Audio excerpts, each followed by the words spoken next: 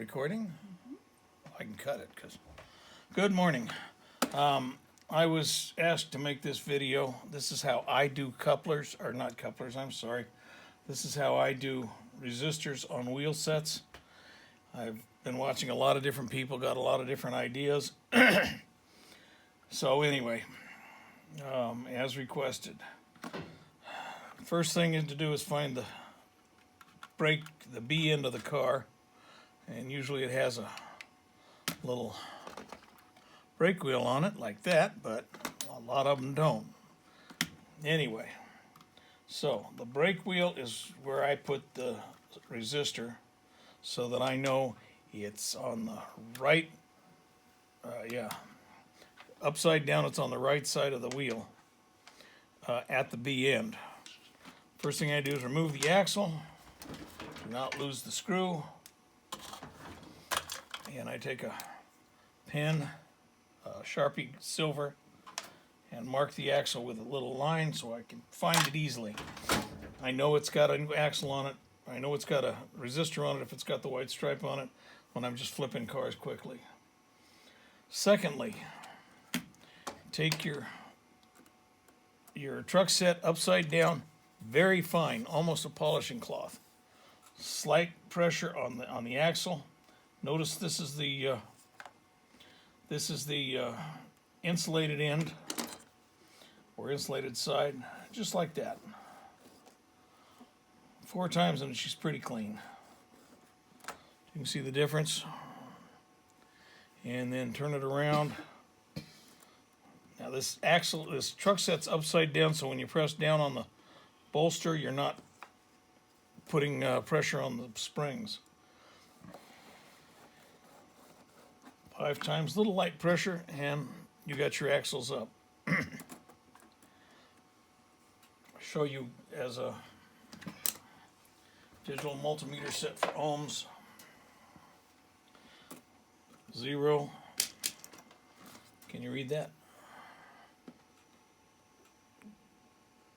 0 and 0 on the wheel. There's a little slight resistance, but so now we know we're getting continuity. Turn that off for later. First thing you do, I usually do 4 or 5 of them because it's easier that way. I'm not going to now. I have Gorilla Super Glue gel. I use the gel because I can dip in and get just a dab on the tip. That's all you want to do is put a tab very carefully right there, 1 drop on the insulator. You'll notice that spills over somewhat. This is why I do 4 or 5 at once, because I can take it out of here and just add it on all 4 of them. So I have resistors. These are 10K ohm resistors, and you can see how big they are. They're 5 millimeter across.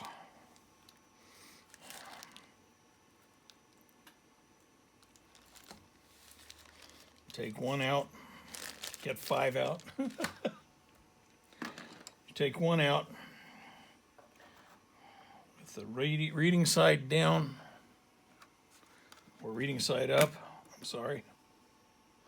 Find that little dab of glue and carefully place that on that dab of glue at a 45-degree angle and push down as you're letting go.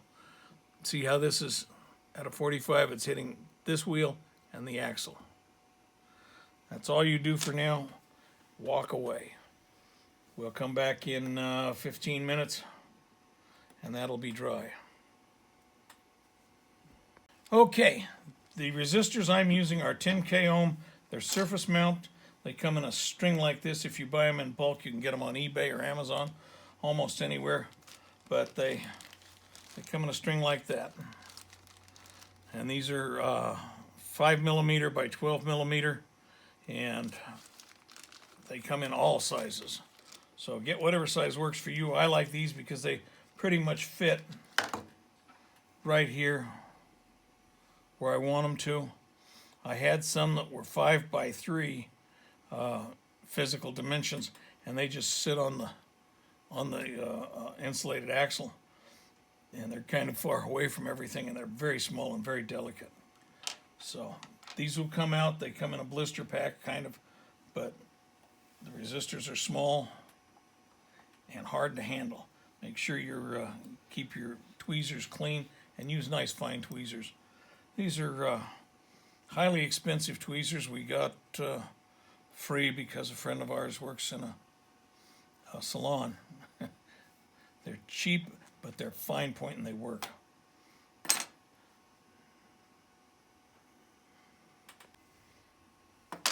We are back. We had a nice lunch. These have had time to dry. Second step is to pull up each one of these, find the resistor.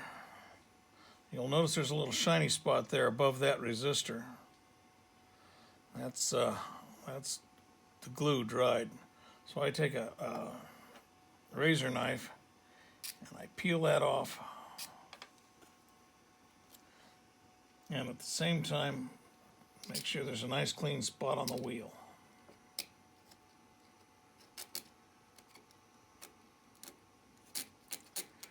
This way I can run my electric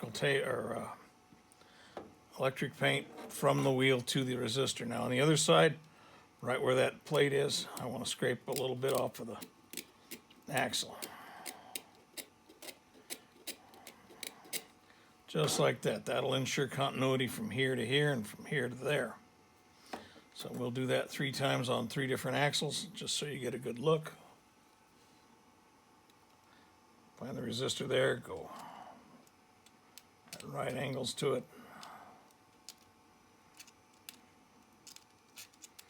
Now, if you don't remove the excess glue, it will insulate.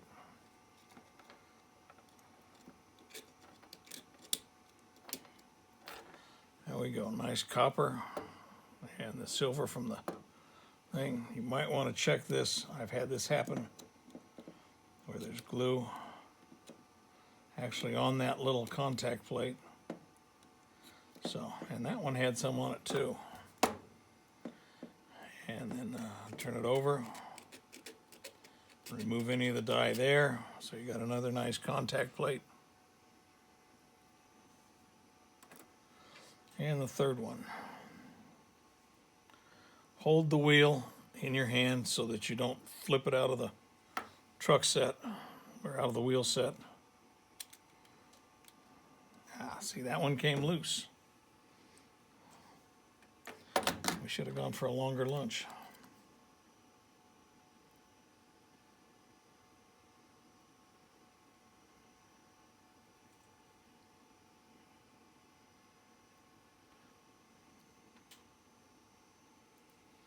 All right, we'll set that one back here and continue on with these two. Step 3, find the conductive paint. I know it's right in front of me.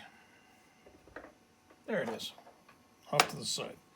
Another, this is Applied Technologies product 7737 water-based silver paint. Give it a good shake. Another tricky step. The brush they have on this is terrible for what we're doing. I also have a stiff brush. This came in a pack of, 8-10 brushes for $1 at an art supply. It's a stiff brush. It's fine thread. It works really good. All you want to do is grab a little bit of paint.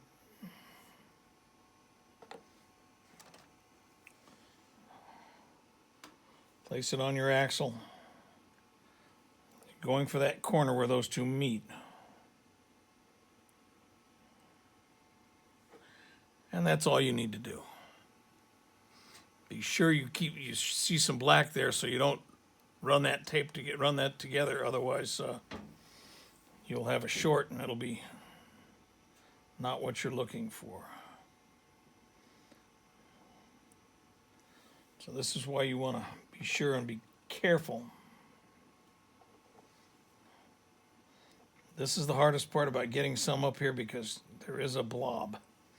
There is a drop off there where that axle comes down, so you want it to look kind of like that. Good paint on this side, good paint on this side, with a gap where the paint is. We'll do it again with this axle. Very carefully. Just a dab like that. That's perfect, hopefully. Roll it over, and then fill in that gap where that axle is.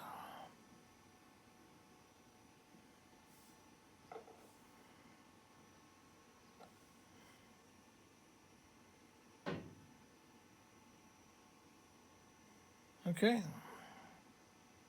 And that gets to set. Be sure and keep these in their alignment order.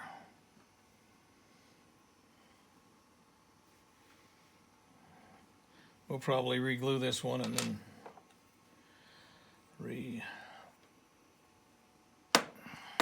That's it for step 2. We let it dry.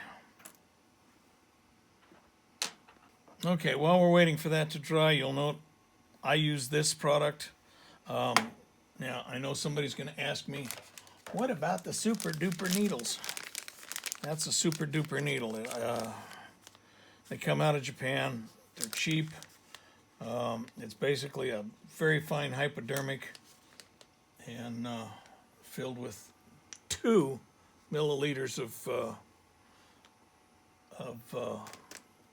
actual paint, as opposed to this, which was 15 grams.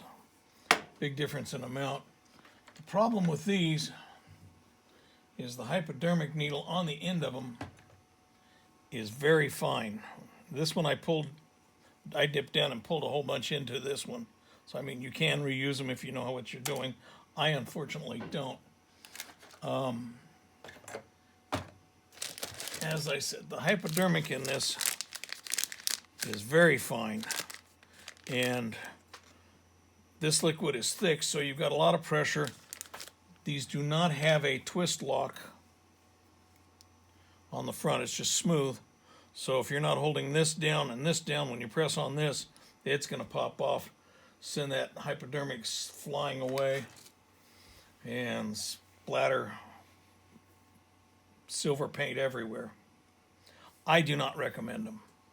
Like I said, I've tried pulling this up and putting it in, but the hypodermic is just too small, and this is too thick.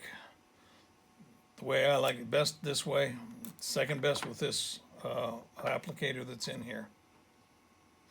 That's it. Well, we've had an hour of these things drying. Went out and had some fun. Came back. Now comes the big test. We have a technical setup here. Don't try this at home, kids.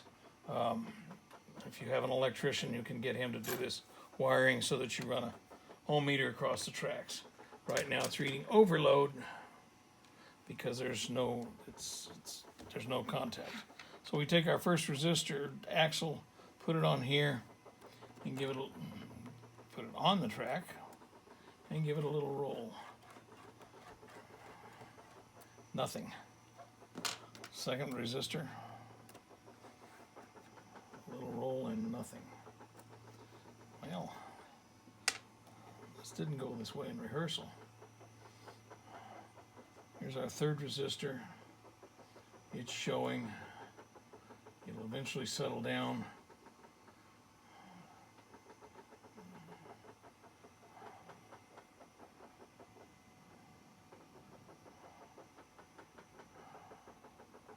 Somewhere around 10 amps or 10 kiloohms. So that one's resisting.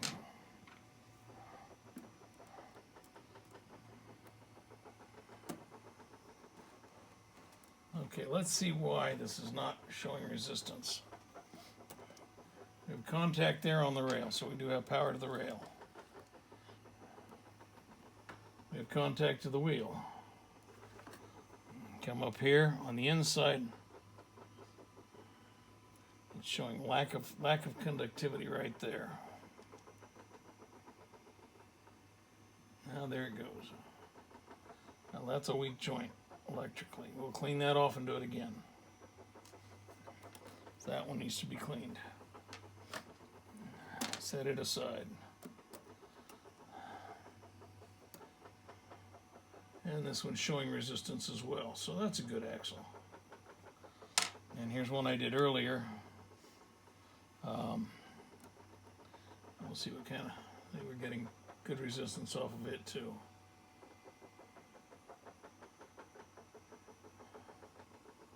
This meter was not designed for this intent, but it works.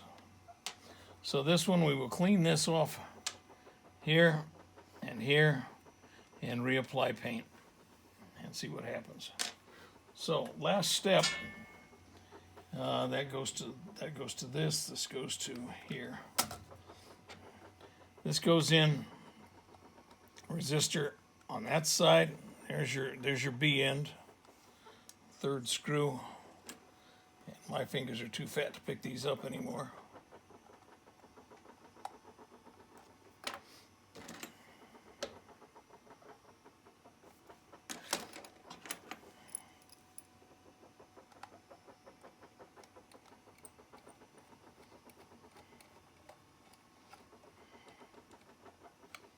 And that's all there is to it. Make sure, you see these are all insulated on this side. Make sure these are insulated on the same side so that when you're drilling through here and you run a possibility of running electrical conductivity between these two axles or between these two truck sets or even up into the couplers, and you don't want a short to cross over, so I always align the axles the same unless I'm using something electrical inside like a decoder.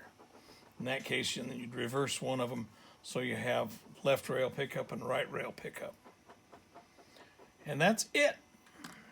If you've got them apart, you might as well check your coupler heights. Some places I go, they require couplers through or screws through the couplers. That's a whole nother video, but that's a good time to do it, is when you've got them apart like this. Hope that explains it. Let me know if you have any questions. Definitely put down any suggestions in the video that are helpful, not the other kind. And hope this works. Thank you.